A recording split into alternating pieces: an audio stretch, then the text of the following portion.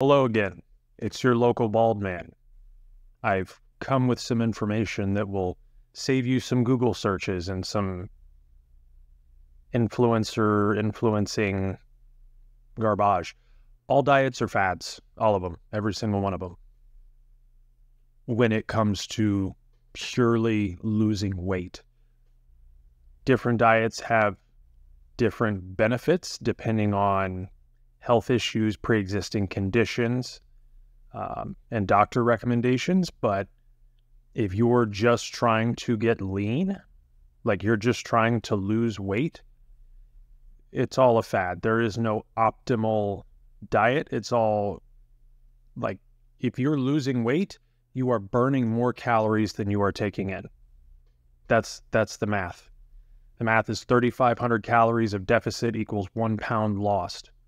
So if you're in a 500 calorie deficit every day for a week, you lose a pound a week. It's just the math. If you're in a 100 calorie deficit for a year, I believe off the top of the head, you lose about 10.5 pounds a year, right? Just by being 100 calories under your metabolic rate for a year. So let's kind of take a deeper look into, why I'm saying what I'm saying, and then what you should be doing in your life.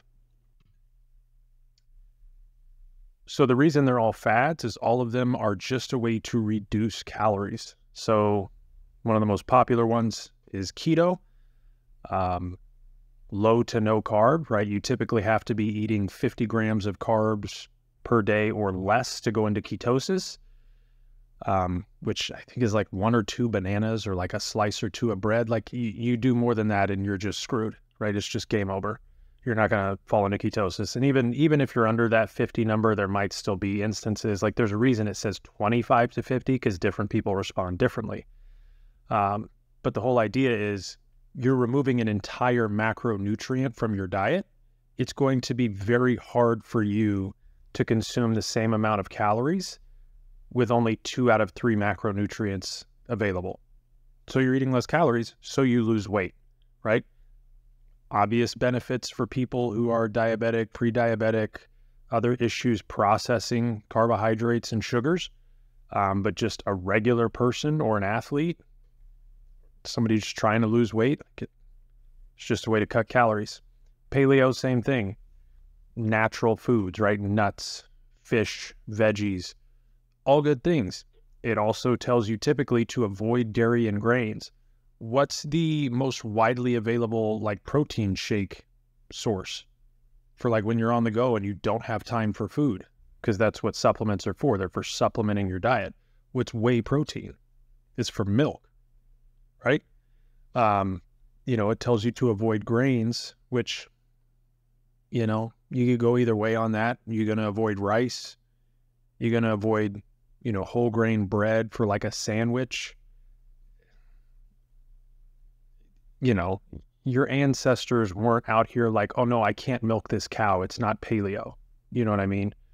And they sell paleo bars at stores. Like it's a marketing thing.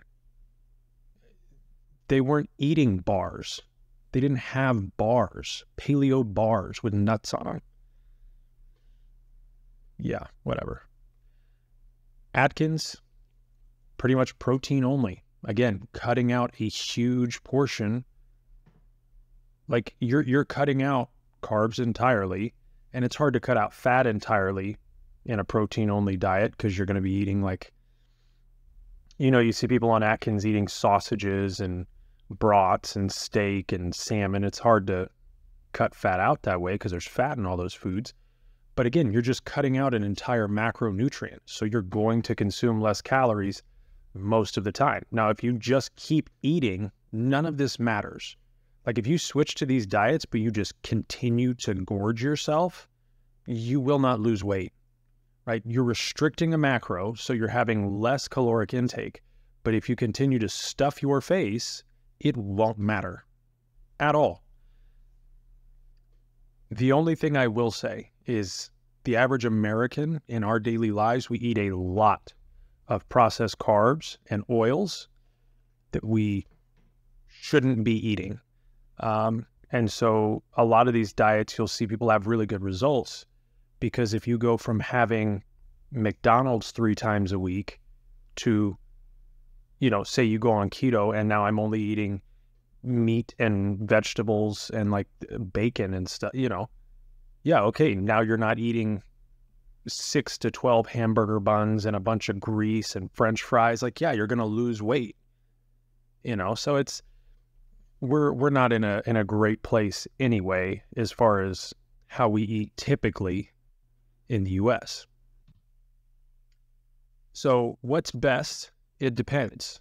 And I could just end the video right there. But obviously there are factors, right? If you're eating processed carbs, what's the number one killer in this country? Cardiovascular disease, right? It's heart disease, which can be made worse by obesity, diabetes, some of these other things. We have pretty high cancer rates. So, there's a lot of negatives associated with these processed carbs. So is cutting carbs out entirely the solution? Probably not. But if that's the only way you can convince yourself not to eat bags and bags of hot Cheetos and, French fries and Big Macs, whatever. There's also been research done that showed impaired cognitive function and cognitive development in children who are eating processed carbohydrates, right? On the keto side, right, you cut the carbohydrates out entirely. I looked at studies on children and adults, but there's cases of hypoglycemia. You got metabolic acidosis, pancreatitis, cardiac fibrosis, cardiomyopathy. So there's side effects everywhere, right? You cut a major macro out, you limit your diet and your nutritional intake in some shape or form. There's like cause and effect, right? You pull a lever, it does something. So, when there's pre-existing conditions, these diets can be valid. And I'll even give you one I forgot about on the last page. I know doctors at times will prescribe low-protein diets to cancer patients because the tumors, they feed on these proteins and they grow. Now, I'm not going to pretend like I understand. I have a hard time understanding how you can, maintain energy, strength, functionality with a low-protein diet. It seems like it would be very rough, but it's out there. So the real answer is it's hard to go wrong eating whole foods with a protein focus and consuming enough water. So don't cut carbohydrates out, but instead of having chips and burger buns and French fries and, all this other stuff, have fruit, have whole fruit, not fruit juice, right? You take a kid to the pediatrician and they're going to give you a packet that says you don't need to give your kids fruit juice ever, right? Whole fruits. Eat an apple, eat an orange, eat a banana, eat a pear, blueberries, strawberries, grapes, right? Great carb sources. Eat vegetables, spinach, kale, bell peppers, lettuce, right? These green vegetables, have some carrots, right? These, you should not cut out an entire macro, but when you consume it, it should be whole foods, right? Your protein sources, if you're not vegan, right? If you eat meat, we're talking about shrimp, white fish, salmon, chicken, lean beef. Sometimes you can go high fat, but lean beef, other forms of, you see people eat venison and bison and duck, so these whole food proteins, and you're going to be okay. Like, the issue is over consuming and consuming things that are processed.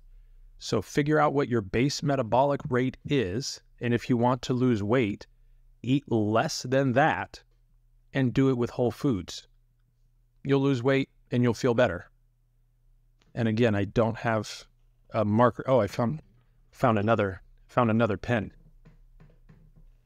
I have neighbors. That was probably... Bye.